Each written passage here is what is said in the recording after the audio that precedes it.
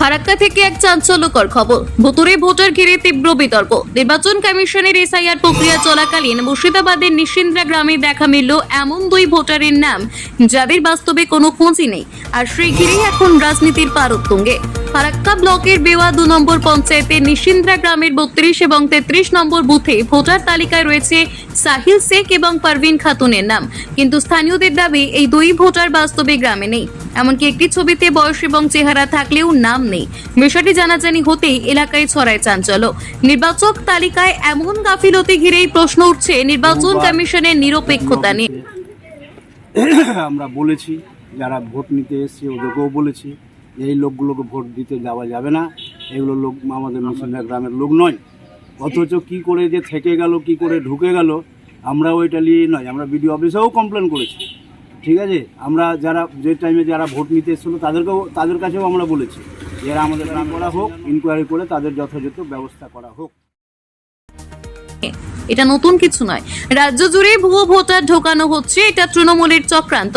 সাহিল এবং পারভিন গত লোকসভা ভোটেও ভোট দিয়েছে।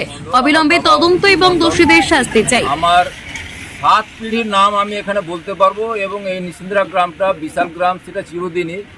এখানে কোনো রকম মুসলিম সম্প্রদায়ের কোনো মানুষ এখানে এই 7 পিঢ়ি ধরে আমরা জেনে আসছি যে কেউ ছিল না কোনো দিন।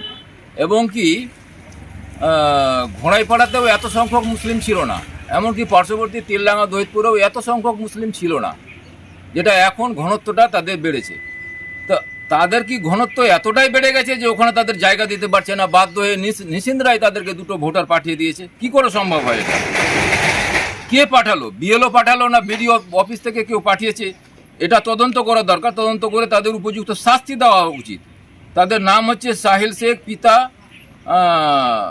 মশাহুর শেখ, আর জন হচ্ছে যে পারভিন খাতুন, পিতার নাম হচ্ছে গোফরান শেখ। এটা কি করে সম্ভব হয়? তৃণমূল কংগ্রেসের বেওয়া 2 নম্বর পঞ্চায়েতের অঞ্চল সভাপতি বরুণ ঘোষ বলেন, এই ব্যাপারটা সম্পূর্ণ মিথ্যে। এটা একটা মিথ্যে অপপ্রচার। বিজেপি আজকে রাজ্য জুড়ে যেভাবে ভুয়ো খবর ছড়িয়ে অপপ্রচার চালাচ্ছে, এটা তারই একটা অংশ। আমাদের নিশিন্দ্রা অঞ্চলে কোনো ভুয়ো ভোটার নেই। নির্বাচন কমিশনের তালিকায় যারা নাম রয়েছে তারা প্রত্যেকেই এলাকাবাসী, কিন্তু ভুল বোঝাবুঝি বা ভুল তথ্য থাকতেই পারে, সেটা কমিশনের মাধ্যমেই ঠিক হবে। কিন্তু বিজেপি উদ্দেশ্যপ্রণোদিতভাবে এটাকে রাজনৈতিক ইস্যু বানাতে চাইছে।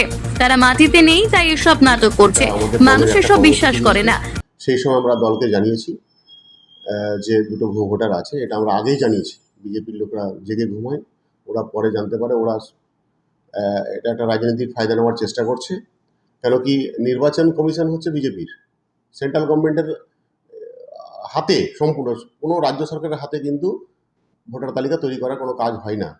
তো এতদিন তারা কি করছিলেন? তাহলে নির্বাচন কমিশন কি ভুয়ো ভোটার ধরে ধরে ঢুকাচ্ছেন? বললাম যে আমাদের দলেরকে জানিয়েছি যে এরকম 2টো ভোটার আছে, তো সেটা দল নিশ্চয়ই এটার জন্য অ্যাকশন নেবে। প্রাক্তন পঞ্চায়েত সদস্য জিতেন্দ্রনাথ মণ্ডলের বক্তব্য, এই সাহিল বা পারভিন নামে কাউকে আমরা কোনোদিন দেখিনি। এই নাম তালিকায় কিভাবে এলো বুঝতে পারছি না। এটা তদন্তের প্রয়োজন আছে।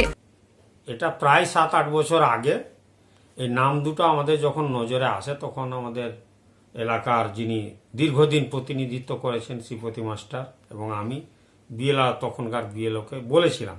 ওনারা বলেছিলেন যে এটা হয়তো বিডিও অফিসের কোনো লোক এখানে তুলেছে, কিন্তু এই নামের কোনো লোক এখানে কোনোদিন ছিল না, আজকেও নেই, আর এদের নাম এখনো থাকা উচিত নয়, এবং এর জন্য একটা সঠিক তদন্ত করে এদেরকে বাদ দেওয়া হবে।